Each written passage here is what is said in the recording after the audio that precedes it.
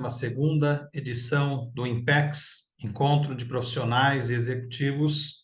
Eu sou Wilton Costa, sou gerente de Desenvolvimento Humano e Organizacional para a Docência Brasil aqui no Rio Grande do Sul. Estarei com vocês e juntamente com o nosso amigo convidado, Paulo Loureiro, que já está aqui conosco. Damos as boas-vindas a eles e todos os participantes. Eu vou conduzir aqui, então, para explicar os propósitos do nosso evento. O IMPEX é uma oportunidade para ajudar líderes a se recolocarem, também para unir profissionais, executivos da mesma carreira, como um foco na ajuda mútua. Também nós podemos aumentar nosso conhecimento e boas práticas de gestão de carreira e de negócios e ampliar nosso networking e trabalhar ajudando uns aos outros. Nosso evento de hoje, nós teremos, então, depois dessa abertura, a palestra com o Paulo Loureiro, que é diretor da BYU Pathway Worldwide do Brasil. Durante a sua palestra, vocês podem escrever perguntas no chat e nós usaremos os 10 minutos finais da palestra do Paulo para fazer as perguntas para ele. Teremos também sorteios de livros e de um voucher, de um teste muito interessante. E depois, às 20h30, nós teremos a sessão de networking, divididas em 12 salas de afinidade profissional. Nosso evento deverá terminar por volta das 21h30.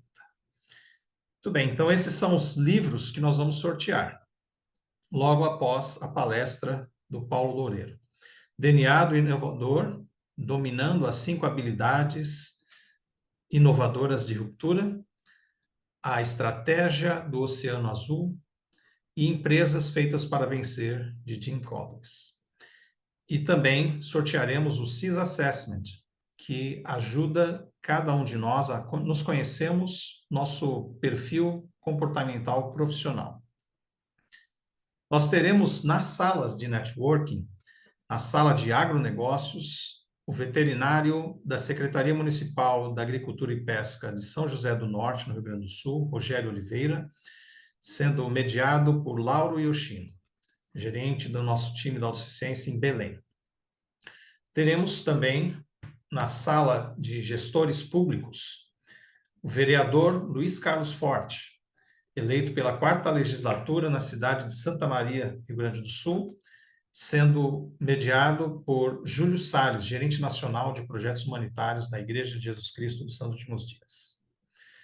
Na sala de preparação para a MBA nos Estados Unidos, eu estarei com o Rodrigo Menossi, que é diretor executivo da Executive Search na VLED. Ele estará ajudando todos os participantes a entenderem o caminho para fazer um MBA nos Estados Unidos. Na sala de marketing e vendas, teremos Renato Gomes, que é o CEO da corretora Planejando Sonhos, que é corretora de seguros, e franqueado da Prudential Brasil, sendo mediado por Maurício Araújo, que é gerente da região de Londrina e Ribeirão Preto da autossuficiência. Na sala de finanças e contabilidade, teremos Rodrigo Ribeiro, vice-presidente de Business Operations na Live Nation Brasil, com o mediador Adalberto Souza, que é o gerente da autossuficiência, cuidando dos conselhos de São Paulo Norte e Oeste. Na sala de recursos humanos e psicologia, teremos Vinícius Barbosa, que é Senior Associate de RH para a América Latina na Cognizant, sendo mediado por Diogo Pereira, gerente regional da autossuficiência em Curitiba. Na sala de logística, supply chain e engenharias, teremos Luiz Macedo, Asset Operations Manager na Luz Dreyfus Company, sendo mediado por Arnaldo Ferreira, gerente regional da autossuficiência na região São Paulo Leste. Na sala de mercados digitais e TI, teremos a Headhunter de TI, Esther Bolina, Headhunter para empresas de tecnologia do Brasil, Estados Unidos, Angola, e já atendeu empresas do Japão. Sendo mediado por Charles Aguiar, gerente da Autossuficiência Brasil em João Pessoa. Na sala de empreendedorismo, teremos Leandro Correia, diretor de operações da Mentors International, sendo mediado por Carlos Cerqueira, gerente regional da região Campinas. E na sala de profissionais de saúde e medicina, teremos a doutora Vanessa Barcelos, médica especialista em dermatologia, sendo mediado por Pierre Delvaux, gerente de autossuficiência regional na região São Paulo Interlagos. Na sala de profissionais de direito, teremos Luiz Carlos Nepomuceno, advogado do grupo empresarial Gente Seguradora, mediado por Rodrigo Shoa, gerente da autossuficiência em Porto Alegre Norte e Florianópolis.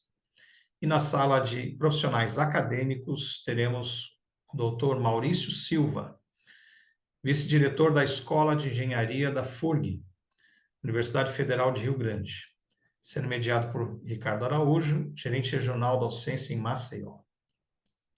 Muito bem, então agora nós vamos apresentar nosso palestrante da noite, que vai falar sobre educação e carreira baseada em valores.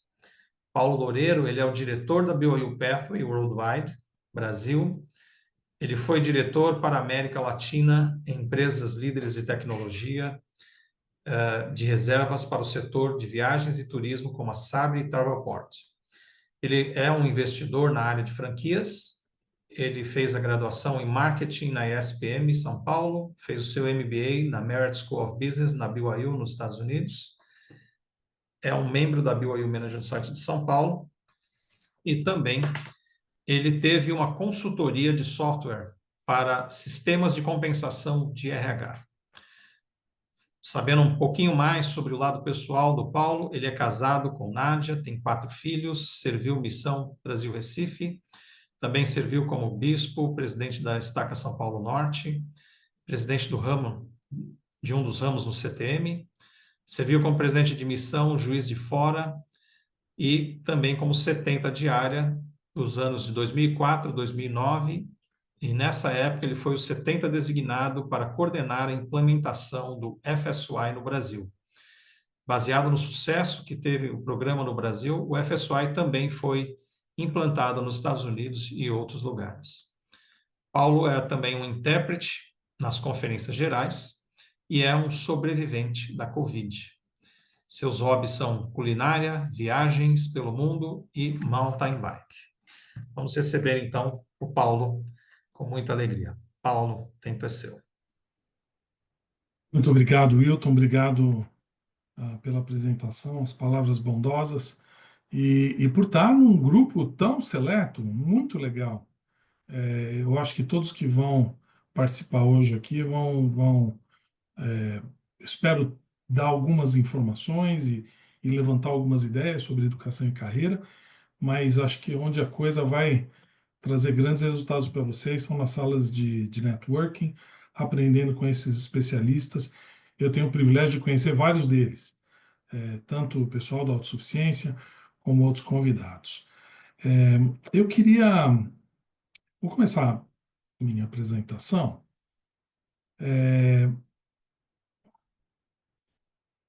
E eu vou sugerir para vocês uma pergunta, para começarmos aqui. Imagino que todos estão vendo a minha tela aqui, né?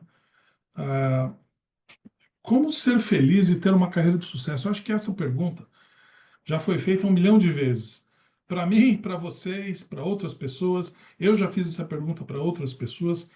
Sempre há uma discussão de qual é a sua definição de sucesso e sempre vem alguma coisa, sempre tem uma resposta interessante. Eu vou colocar uma resposta aqui, que é bem famosa, bem tradicional, desde que o Steve Jobs deu um discurso no encerramento, né, de uma universidade americana famosa, e ele disse algo assim, né, a tradução não é perfeita, mas você tem que encontrar o que ama. O único caminho para realizar um trabalho extraordinário é amar o que você faz. Então, esse conceito, né, por trás de que eu tenho que descobrir o meu amor, minha paixão, e então eu vou despertar para a carreira que eu vou querer, né? E aí ele dá essa dica adicional. Se ainda não aconteceu, continue buscando, não desanime, né? Segue em frente. Busque a sua paixão. Eu sempre tive algum problema com esse conceito, né? Porque, primeiro, eu conheço pessoas que gostam de tantas coisas e têm dificuldade de. São raros aqueles que falam, puxa, eu nasci para isso daqui, né? Ou eu tenho uma grande inclinação. Existem pessoas que, logo no início da vida, despertam para isso e encontram aquela paixão e transformam aquilo na sua profissão. E segundo, essas pessoas nunca mais têm que trabalhar, né? É só diversão. Eu quase não encontrei ninguém na minha vida que se encaixasse nisso. Eu lendo um livro interessante já há alguns anos, esse escritor desse livro chamado So Good They Can't Ignore You, mas algo como seja tão bom que as pessoas não vão te ignorar, né? E eu acho que ele tem umas dicas muito legais. E uma dessas, ele avalia essa declaração do Steve Jobs, né? E ele chega à conclusão: faça mais do que o Steve Jobs fez e menos do que ele falou. Porque o Steve Jobs mesmo, antes de encontrar a sua paixão aí pela carreira de empreendedor na área de tecnologia, né? Ele pingou para tudo, desde é, é, seitas orientais, história. Ele não fez, não terminou a sua graduação, então ele perambulou por várias coisas e até que ele precisou ganhar dinheiro e foi convidado por um amigo e ingressou nessa área. Vocês podem encontrar os detalhes nesse livro, né? Mas então, ou seja, a- a- acho que é mais fácil a gente dizer o seguinte: a gente encontrar uma carreira que nós somos aptos, que a gente gosta de fazer, né? Se sente bem fazendo, e então, eventualmente, após trilharmos alguns passos nessa carreira, nós vamos amar o que fazemos. Eu encontro muitas pessoas nessa categoria e quase nenhum na primeira categoria. Então, a vida e os eventos e o local onde você nasceu, a escola que você estudou, os amigos que tem, acabaram levando você para a escolha ou algumas carreiras que te apresentaram e que você eventualmente passou a amar e a gostar. E às vezes você faz uma mudança de carreira e encontra outro amor, outra paixão e uma carreira que te traz satisfação, recursos para cuidar da sua família. Então vamos investigar, né, essa questão, né? Como que a gente faz para encontrar uma carreira e permanecer nela de forma boa? Eu vou sugerir essa frase desse curioso jornalista americano. Ele diz assim: para todo problema complexo, existe sempre uma solução simples, elegante e errada. Então, carreira e a sua educação e todas as coisas que estão ao redor disso não tem uma resposta normalmente simples e tranquila. Fala, faça isso e tudo vai dar certo, né?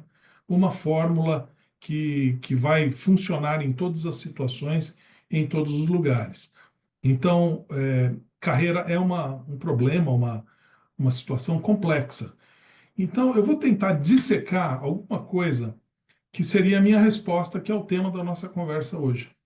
Educação e carreira baseada em valores. Se você tiver valores, então o princípio do que eu quero comentar com vocês é: se os seus valores estão bem enraizados e você os entende e você conhece a si mesmo, fica muito mais fácil de você encontrar a carreira que vai levar às realizações que você quiser. Eu vou propor um modelo, isso não é de nenhum livro, tá? Isso é minha observação, porque eu tenho visto ao longo da minha vida o quão importante é a adesão a um sistema, uma adesão voluntária a um sistema de valores, a um sistema que você crê e é sólido e ele tem bases anteriores a você. Você não inventou esse sistema, né?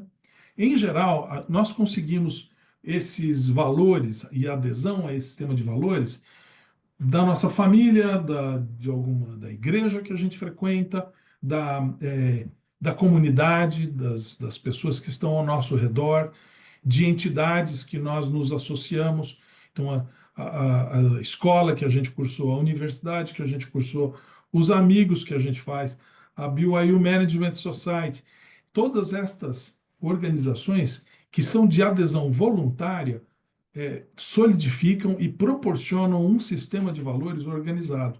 E faz muita diferença aderir a esses valores. Eu queria citar um valor importante, que acho que logo no início a gente viu no vídeo aqui, que é o valor da integridade. Ah, o que é a integridade, né? Normalmente a gente fala, puxa, integridade, ética, são valores importantes. Esses, eu estou dando o exemplo de integridade, mas tem outros, né? Trabalho duro, capacidade de aprendizado, fidelidade, lealdade, uma série de valores. Eu sugiro entender integridade porque eu acho que é um valor que engloba muitos outros. É, Tentaram descobrir há muitos anos, né? É, Newton tentou, um alemão chamado Leibniz tentou descobrir como se calcula a área de uma figura irregular. Todo mundo sabe calcular uma área de um quadrado, né? De um retângulo, de um triângulo, de um volume de um cilindro. A gente sabe disso. Mas quando a área é irregular, a gente não consegue fazer isso muito bem. E o desenvolvimento da teoria de cálculo integral, ela é baseado, tem aí uma figurinha, né? Que eles imaginaram, como é que eu calculo uma área, né? Eu não sei calcular a área dessa figura irregular que está aí meio que achurada na tela. Mas eu consigo dividi-la em pequenos retângulozinhos e eu sei calcular a área do retângulo. E aí, se eu somar todos eles, eu vou ficar aproximado. Mas você vai olhar que vai faltar uns pedacinhos, uns buraquinhos, né?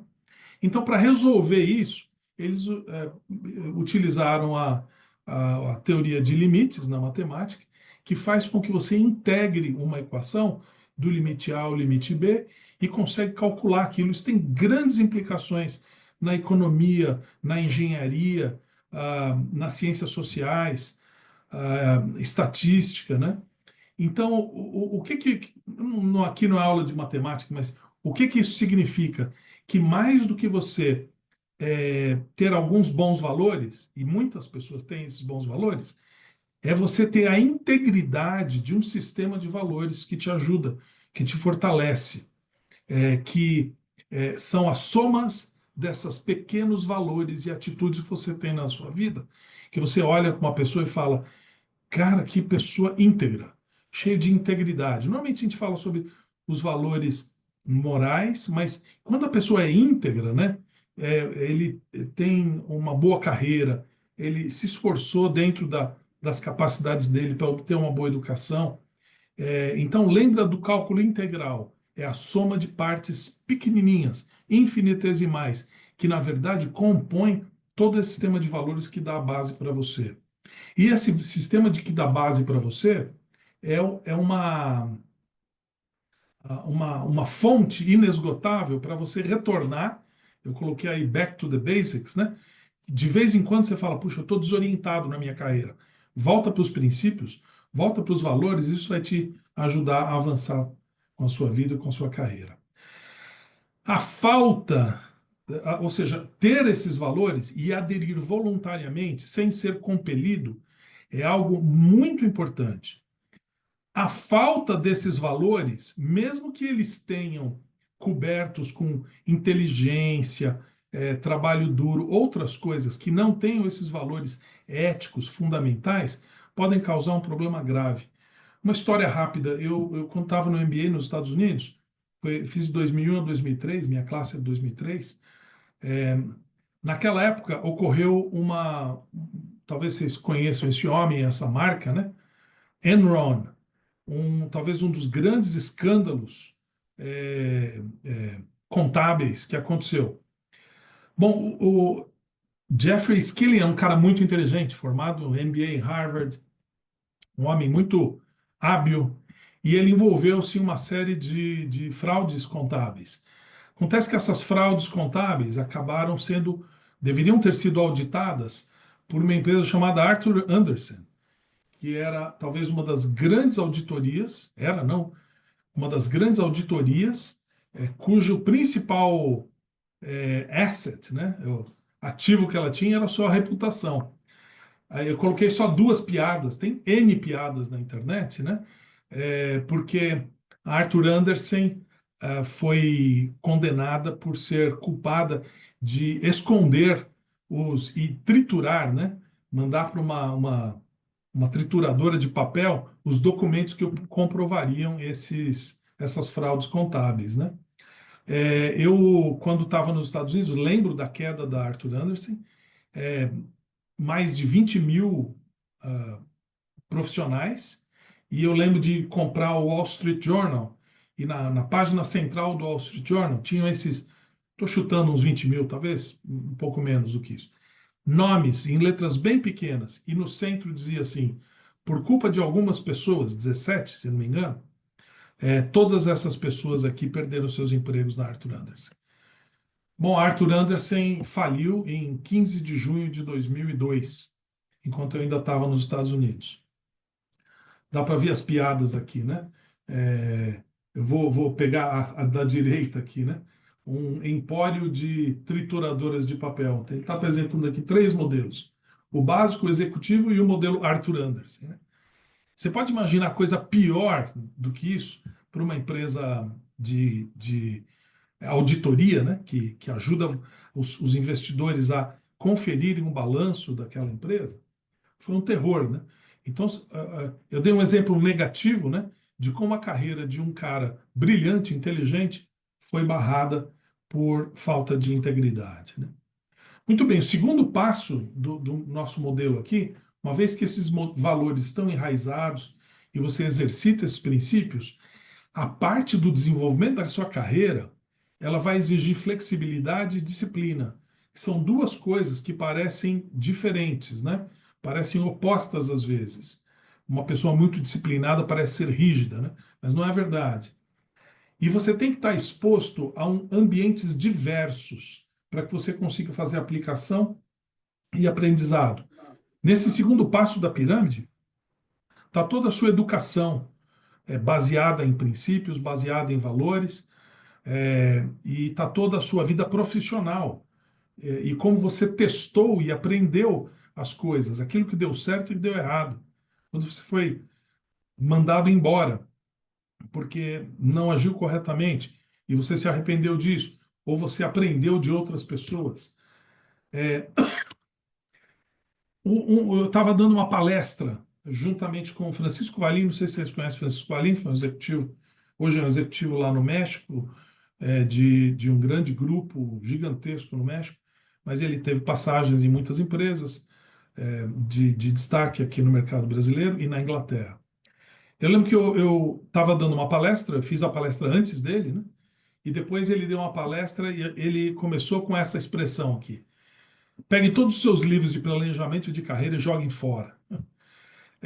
Não há planejamento de carreira, tem a ver com um equilíbrio de duas coisas. E aqui eu estou oferecendo uma ideia de Clayton Christensen. Talvez alguns conheçam Clayton Christensen. Você viu como você tem, tá aí um professor em Harvard que talvez a maior autoridade em inovação disruptiva, foi ele que criou esse termo, né? E ele editou vários livros, um deles tem um dos capítulos que fala sobre isso, que é o equilíbrio entre. Aí está calculation versus serendipity. Talvez a gente poderia traduzir isso. Na sua carreira, o equilíbrio entre o planejamento rígido e o acaso. Eu não gosto de acaso, porque acaso parece que tudo é acaso, a gente sabe que não é. Mas aquelas coisas que aparecem como oportunidades que você jamais poderia prever. Então, por isso que o Valim falava, joga fora o livro de planejamento de carreira, isso não presta para nada. Você planejar sua carreira daqui 5, 10 anos, as coisas mudam, especialmente nesses dias. Então, minha sugestão é, enquanto você está no ambiente de teste, que é a faculdade, você está exercendo os seus valores e aprendendo aqueles talentos essenciais, seja contabilidade, seja mecânica, seja medicina, o que você quiser, você vai estar sempre equilibrando entre alguma coisa que você planeja, então eu vou terminar o meu minha graduação, depois vou procurar um emprego nesta área, depois vou fazer isso, depois vou fazer aquilo. Quando eu ficar mais velho, eu vou empreender com o dinheiro que eu guardei. Você deve ter uma linha, mas eu não conheço ninguém bem-sucedido que conseguiu manter-se estritamente do lado do planejamento e zero pro acaso, para as coisas que acontecem e você tem que reagir rápido. Nessa situação, de novo, eu vou oferecer para vocês o pensamento. Os valores que você tem intrínsecos e que você adota vão ajudar você a tomar as decisões. Mudo o meu plano ou fico com o plano? Daria para dar muitos exemplos aqui, mas acho que vocês já estão pensando nos exemplos da sua vida, né? E o importante é você ter a sua experiência de carreira em experiências transformadoras. Eu vou dar um exemplo. Essa semana, esse homem de 92 anos de idade é talvez o maior compositor vivo de trilhas sonoras de cinema. E vocês todos conhecem pelo menos uma meia dúzia de trilhas sonoras que John Williams fez para filmes famosos do cinema. Tem um documentário novo dele, não quero fazer muita propaganda não, mas está lá no Disney Plus, e é muito interessante ver a carreira do John Williams. É uma aula de como você trabalha duro, desenvolve o seu talento e adapta o seu talento para cada uma das situações que aconteceram. Ele começou como músico, tocando piano, depois decidiu fazer composições pequenas para TV, fez um monte de composições pequenas. Eu vou aguçar os mais velhos aí, né? Mas Perdidos no Espaço, quem sabe o que é isso, né? Está mostrando a velhice. O tema da série e tantos outros, como Star Wars e tudo mais. Olha essa. Eu não deu tempo para traduzir isso, mas olha essa citação do John Williams. Ele fala uma coisa interessante. Não é apenas o trabalho duro que traz o sucesso, mas é o trabalho duro sustentado, ou seja, ao longo da sua vida. E falando sobre. Ele fala assim: poxa, esse homem amava o cinema, né? Que olha quantas obras de cinema ele ajudou a criar com a música dele, né? Devia ser um amante do cinema. Olha essa declaração dele assim: eu nunca fui muito afim de cinema, de filmes, nunca, mesmo quando era jovem. E eu me tornei interessado na música do cinema apenas porque o estúdio tinha uma orquestra lá em Hollywood e ele morava, o pai dele era músico. Então, olha que interessante como existe uma combinação na carreira. Eu estimulo vocês a assistirem, é muito divertido e muito legal ver a carreira de um homem brilhante na música, desenvolvendo seus talentos e aplicando seus talentos numa situação muito variada, né? Deixa eu oferecer agora o último tópico, né, do topo da pirâmide. Ou seja, mesmo pessoas com grandes valores e aderência a esses valores, voluntários que eles querem fazer, passam por o teste da vida, da escola, do trabalho, dos chamados na igreja, do seu envolvimento com a comunidade, seja o que for, você vai polindo esses talentos, mas nada funciona sem o que eu chamei de drive pessoal ou motivação pessoal, né? Porque é ali que vai ser testada a sua resiliência, satisfação e ter um senso de missão. Ou seja, sua automotivação faz com que você tenha um senso de missão e você consiga dizer: este é o momento, aqui e agora, essa é a minha carreira, é isso que eu vou fazer. Talvez duas citações que eu acho que são interessantes. Primeiro a viagem é melhor do que o destino.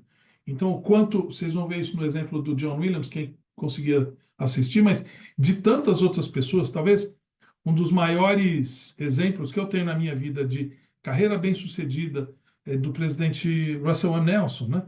Como líder eclesiástico, e ao mesmo tempo como líder familiar, também como médico e cientista e tantas outras coisas que consegue abraçar.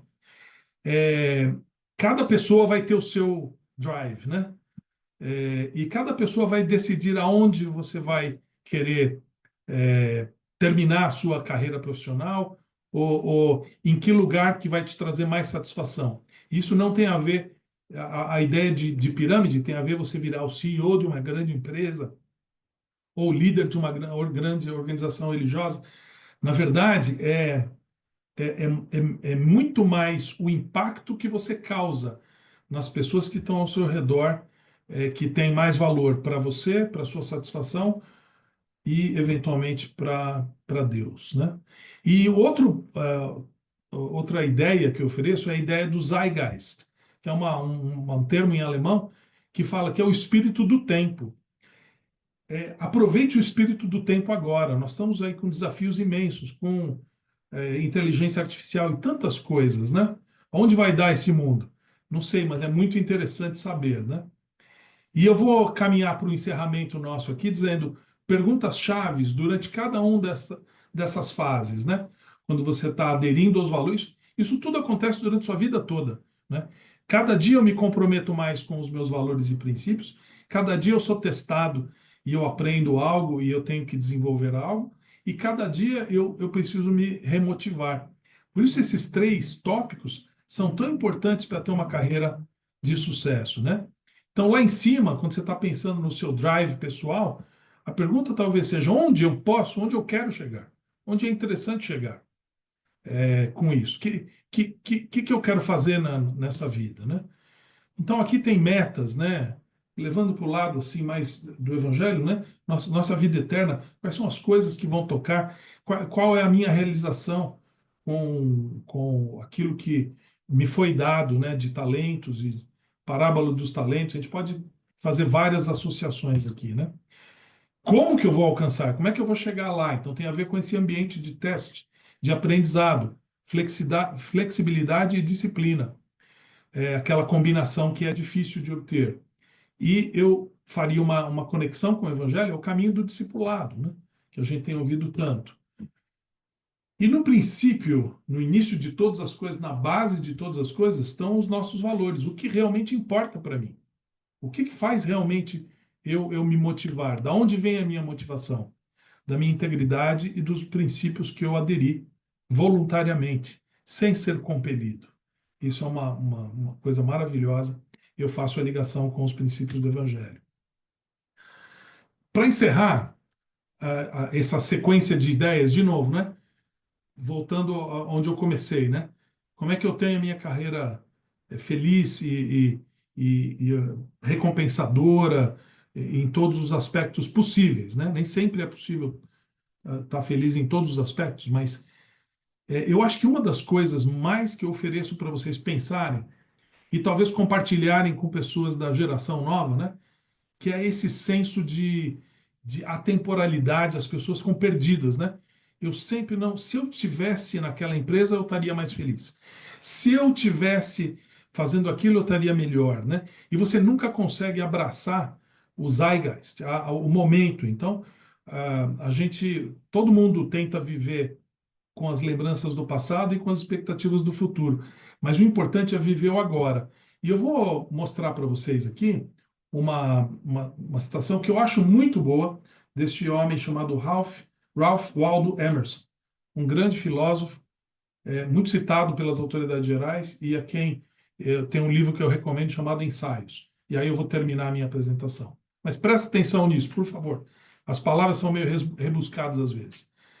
Confie em si mesmo. Cada coração vibra naquele fio, naquela corda de ferro. Aceite o lugar que a divina providência encontrou para você. Não é profundo isso? Aceite o lugar que a divina providência te colocou aqui, agora, no seu cargo, na sua vida, na sua família. Não quer dizer que você não pode mudar e alcançar outras coisas, mas aceite o lugar, aproveite isso. A sociedade dos seus contemporâneos, as pessoas que estão aqui. Aqui eu tenho alguns amigos e pessoas que eu gosto muito e já trocamos muitos conhecimentos. A conexão dos acontecimentos. Então pensa isso, confie em você e aproveite de onde você está, de onde você está criado e das coisas que te foram apresentadas. Olha que interessante. Grandes homens sempre o fizeram e se confiaram como crianças, sem preconceito, sem olhar para o outro lado, né? como crianças ao gênio de sua idade, traindo sua percepção de que o absolutamente confiável estava sentado em seu coração, trabalhando através das suas mãos, predominando em todo o seu ser. E agora somos homens e mulheres, né? Essa citação antiga. E agora somos homens e devemos aceitar na mente mais elevada o mesmo destino transcendente. Olha o drive aqui que eu estava falando desde o início, né? Aceitar na mente mais elevada o mesmo destino transcendente e não menores, inválidos, em um canto protegido, não covardes, fugindo antes de uma revolução, mas guias, redentores e benfeitores, obedecendo ao esforço todo-poderoso e avançando sobre o caos e as trevas. Queria deixar esse pensamento com vocês de que é assim que a gente se engaja numa grande obra, e eu vejo vocês engajados numa grande obra, né? Avançando, e não como covardes, num canto com medo, né? Mas com fé e confiando no Todo-Poderoso e avançando sobre o caos e as trevas. Muito obrigado. Se ainda há tempo para perguntas, aí eu passo aí para a mediação aí do Hilton ou outros. Que legal, Paulo. Somos muito gratos aí por essa palestra de impacto muito poderosa, rápida, mas muito, muito impactante. Temos algumas perguntas, então, para dar início aqui, que chegaram antes. Então, nós vamos começar com essa pergunta aqui, Paulo. Em um mundo novo, né, onde a inteligência artificial parece ser dominante, né, onde a gente pode obter informação sobre tudo, né? Ainda vale a pena buscar uma educação formal ou um diploma ou aprender um segundo idioma? Bom, primeiro a resposta é um sonoro sim, não, sem dúvida, sem nenhuma dúvida. Sim, ainda é importante você buscar uma educação formal. Ainda assim, é importante você falar inglês.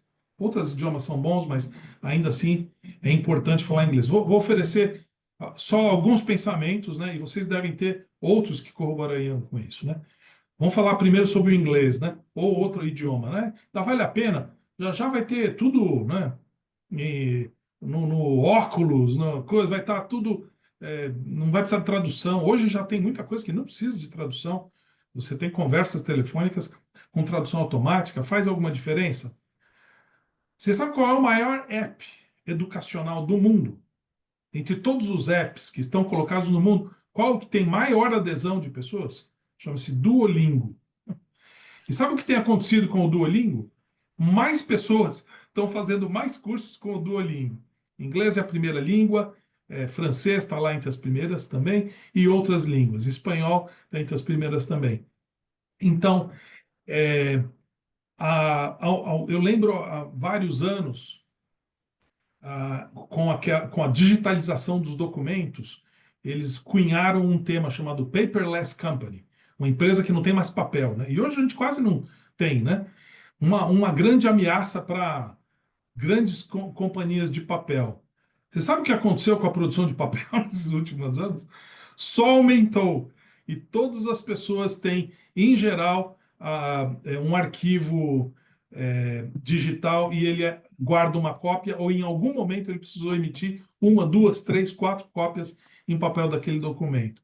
Então, cuidado com as predições, né, do que a gente vê. Então, bom, não sei, assim, as coisas andam rápido, eu entendo isso, eu não quero ignorar a, a tecnologia, né? Vai, com certeza, o papel de tradutor, intérprete, isso vai mudar, vai, com certeza. Mas, do ponto de vista profissional, ainda, pelos próximos anos, eu arrisco dizer, pelos próximos 10 anos, ainda pessoas procurarão obter uma segunda língua por vários motivos. Terapêuticos, porque associam a conhecimento de língua e música e coisas, a diminuição de incidência de Alzheimer, seja porque você quer aproveitar a cultura, seja porque você gosta de aproveitar outros lugares e não quer depender das pessoas. As empresas ainda querem agilidade. Então, minha resposta para o segundo item é sim. E para o primeiro item é sim também. Você vai precisar de ter. Eu sempre falo o seguinte: você vai precisar de ter alguma educação formal e você deve buscar nos melhores círculos formais que você puder. Só que hoje em dia você vai ter que expandir para aquela educação que é obtida nos meios informais, e talvez com graduações, com cursos separados, mais curtos e tudo mais. Então, acho que essas são algumas ideias. É difícil prever. Quem que dizia? Acho que foi Mark Twain, né? Que fazer previsão é uma coisa bem difícil, especialmente se é do futuro. A gente não sabe o que Tá vai acontecer, certo. né? A tecnologia vai mudar tudo, mas as pessoas ainda continuarão sendo a chave de tudo, né? Hilton, se você me permite também até, pois nós estamos falando agora em cargos como engenheiros de prompt, né? Que vão trabalhar com. Não é curioso que hoje você saber escrever bem, o que a geração hoje em dia tem dificuldade por causa da diminuição do vocabulário, das palavras serem curtas, as pessoas perderem um pouco daquela habilidade de fazer um texto bonito, bem feito? Bom, agora, fazer um texto bonito, bem feito, pode ser a diferença entre você ter a resposta certa ou errada no ChatGPT ou no Gemini ou qualquer outro. Não é curioso? Back to the basics. Muito bom. E até sobre esse tópico que você trouxe aí sobre o Duolingo, né? Recentemente nós estamos acompanhando, preparando uma pessoa para ser aceito numa universidade americana para fazer um MBA e ele foi aceito com um teste oferecido pela Duolingo, que a universidade aceitava. Então já está tirando o espaço do TOEFL aí, né? Interessante Impressionante. o tópico que você trouxe aí. Nós temos uma outra pergunta Você aqui. trabalha com adiante. Pessoal, se vocês quiserem fazer pergunta, escreve no chat e Fala aí assim, o gerente Charles ele vai estar trazendo essas questões para nós aí que forem assim do interesse de todo mundo, né? Uma outra pergunta, então, Paulo, quais são os valores mais procurados na contratação de executivos, né? Uma vez que muitos que participam aqui são executivos ou têm aspiração de se tornar, e você tocou bastante nessa questão aí, né, de ética nos negócios e como a educação e a experiência profissional define, né, o sucesso da pessoa através da ética, né? Existe um modelo, eu acho que está ultrapassado já, mas é um modelo antigo, mas eu acho que ele ainda vale para resumir para algumas coisas. Você tem três coisas que definem competência em geral: habilidade, conhecimento e atitude, né? E aí, como eu, quem já teve a oportunidade de contratar e demitir, eu acho que muitos vão concordar comigo, né? Que muitas vezes os nossos sistemas mesmo aqueles que utilizam métodos quantitativos, entrevistas em profundidade, questionários, né? DISC e tal, tem um monte de outras ferramentas. Você basicamente contrata pelo currículo da pessoa, o que ela sabe ou mostra que sabe, por alguma habilidade que ela consegue demonstrar, e você demite pela atitude ruim que ela tem. Tão logo você consegue descobrir que a pessoa tem uma atitude ruim.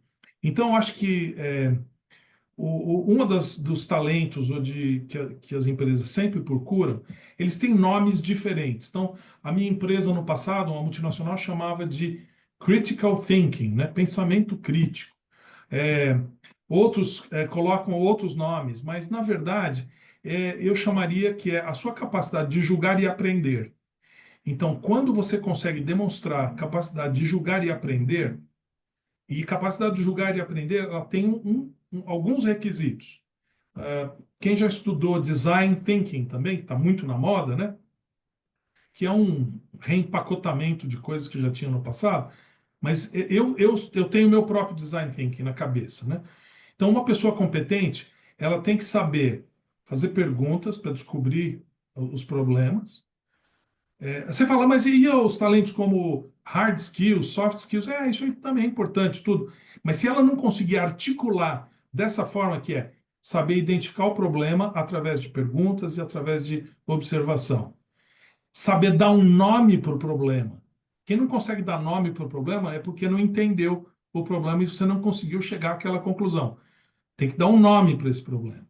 Aí tem que articular uma solução, então, teamwork, capacidade de você não depender só da sua própria inteligência, mas você conseguir pegar inteligência artificial, pessoas, experiências, e você conseguir colar isso numa solução razoavelmente competente. E depois o skill de implementação. Então, se você está falando de uma pessoa que tem uma carreira longa, isso vale para um operador de torno. Minha primeira tarefa na vida foi ser auxiliar de projetista numa empresa mecânica. E eu até operei um torno lá. Então, vale para o operador de torno que sabe identificar um problema, sabe dar um nome e falar: o que está acontecendo? Ó, isso aqui, esse material não tem resistência ao cisalhamento. Até que alguém sabe o que é cisalhamento. Ele identifica, dá um nome para aquilo e fala: bom, eu tenho que reforçar essa barra, ou eu tenho que fazer uma têmpera melhor, eu tenho que fazer uma coisa assim. E aí, quem vai me ajudar isso? Quais os requisitos que eu tenho e como é que eu coloco a implementação? Tá claro isso? É uma formuleta que funciona. Estou eu me contradizendo, né? Que não tem fórmula. Mas essa a aplicação disso é você é, entender esse tipo de talento combinado. Você tem pessoas muito antigas nas suas carreiras e que não são capazes de fazer todas essas identificações. E você tem jovens brilhantes que são muito capazes de fazer isso, meio que natural. Eles foram expostos a um período de testes na vida, né? E eles desenvolveram isso. Eles falam: não, o problema é esse. Por quê? Porque eu perguntei para não sei quem, eu observei, e consegue articular um grupo e consegue implementar uma solução. Acho que é. Interessante. Isso que você estava falando, Paulo, talvez dá um gancho aqui para uma pergunta da professora Viviane. Você acabou mencionando também as. Antigamente a gente estava muito preso a poucas formas de aprendizado, né? E com o passar do tempo isso mudou bastante, se ampliou muito, né? Acho que você comentou sobre isso também. E a professora Viviane, ela fala o seguinte: todo aprendizado precisa da teoria para ter a prática?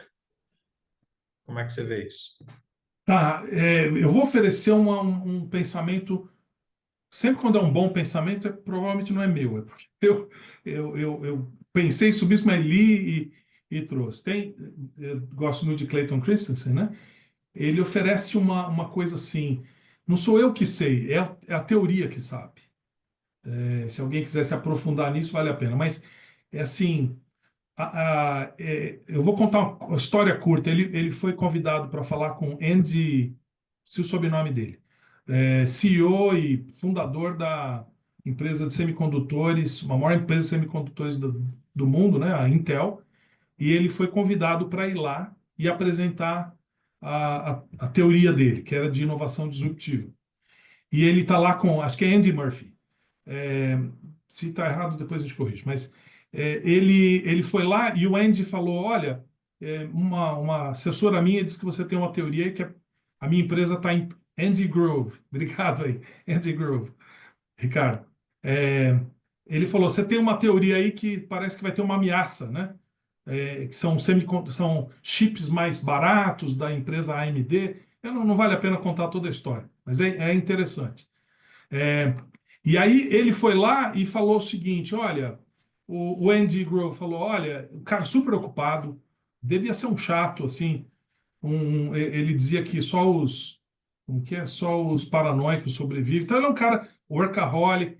Então falou para o professor Christensen, falou: me fala aí logo, eu não tenho muito tempo, eu tenho outras coisas, me fala aí logo o que coisa. E o professor Christensen falou o seguinte: olha, eu não tenho a pretensão de conhecer a Intel como você conhece. O que eu tenho é uma teoria. E eu preciso te mostrar a teoria. E aí, você vendo a teoria, você vai concordar comigo que tem uma ameaça aqui. Não foi exatamente nas palavras. E relutantemente, o Andy Grove aceitou, né? E ele falou: essa é a teoria, é assim que tem acontecido. Aquilo fez com que a Intel lançasse um processador chamado Celeron, na época, que combateu a subida da AMD e fez com que a Intel continuasse no topo e continuasse fazendo isso. não sei, um período mais tarde, ele foi fotografado com o livro e ele deu uma palestra. Andy Grove falou: vocês, professores de administração, nunca fizeram nada para mim, a não ser esse livro aqui, que fez uma diferença na minha empresa. Então, para a professora Viane falou, como que é a teoria e a prática?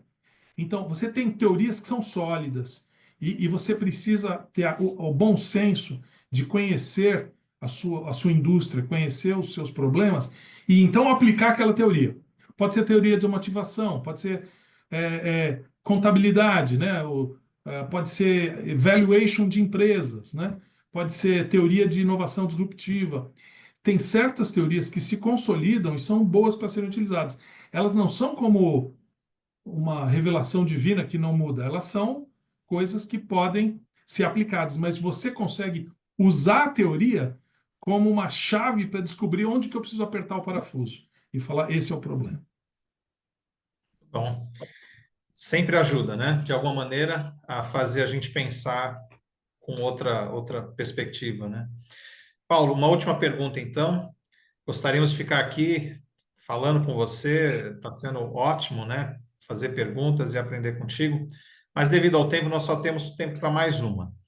Então, a pergunta é o seguinte: bom, todos nós sabemos, né, que uma carreira não é feita só de sucessos, né? E tem altos e baixos na carreira de todo mundo, né? Às vezes a gente não gosta de falar da época que está indo mal, mas precisamos de ajuda, né? E veio uma pergunta aqui nesse sentido, então.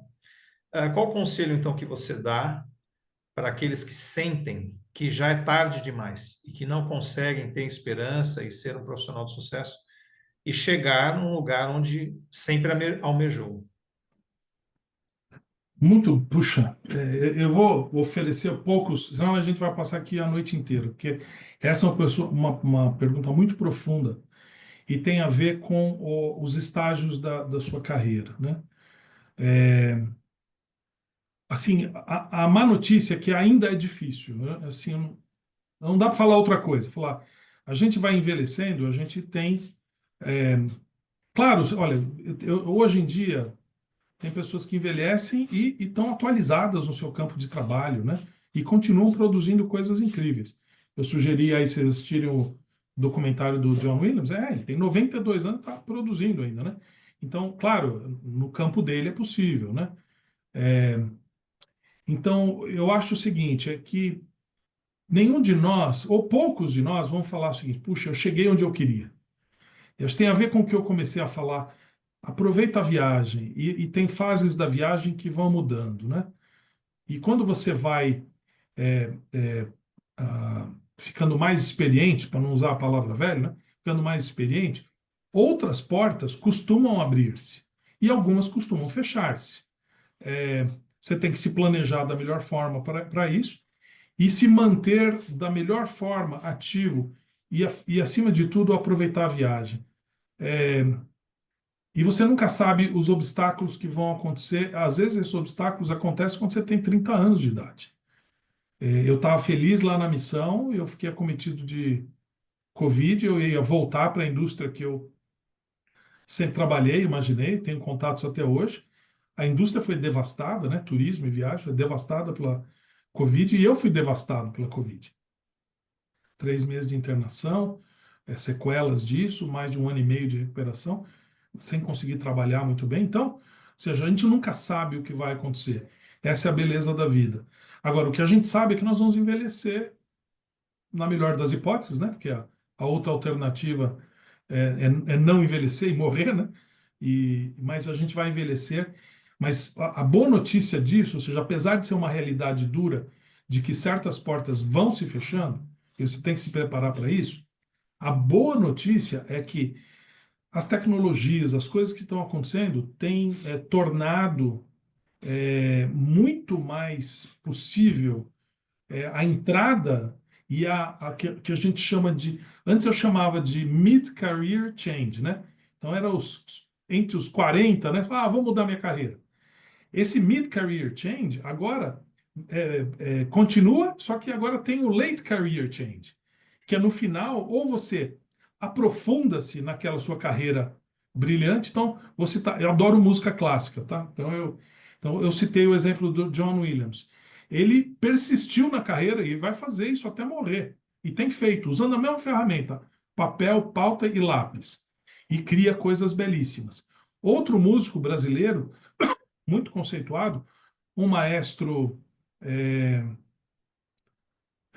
não é João Carlos Martins, João Carlos Martins, que sofreu uma grave acidente com as mãos, um pianista de bar fantástico, e que teve que se reinventar.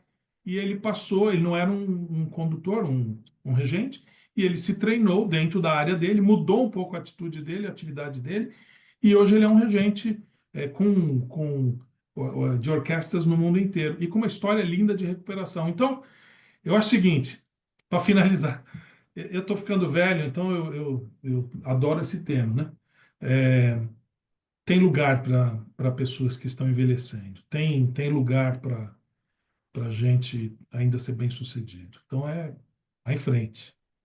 Maravilha, Paulo. Excelente resposta. E eu quero adicionar, né, para todos que estão nos ouvindo, não sabemos exatamente quem fez a pergunta, mas é importante também usar os recursos da Autossuficiência Brasil, que nós temos recursos para ajudar em todos os níveis de carreira, todas as situações, né? Nós somos uma universidade corporativa e temos vários profissionais, né, que estão dispostos a ajudar, especialistas de autossuficiência nas estacas que podem também orientar e ajudar. Convido, então, a procurar, caso se sinta assim, um desses especialistas. Muito bom. Paulo, foi maravilhoso aqui aprender com você. Convido, então, todos os nossos amigos aí a abrirem seus microfones e vamos dar uma salva de palmas aqui para o Paulo, né, para que ele possa, então, sair daqui essa noite ouvindo nossa alegria através das nossas palmas. Esperamos trabalhar juntos, né, Paulo, através do seu esforço aí com a BioUPEFA e trazer muito mais educação e valores, né, para toda a nossa comunidade, todo o nosso Brasil. Obrigado, Paulo. Tamo junto.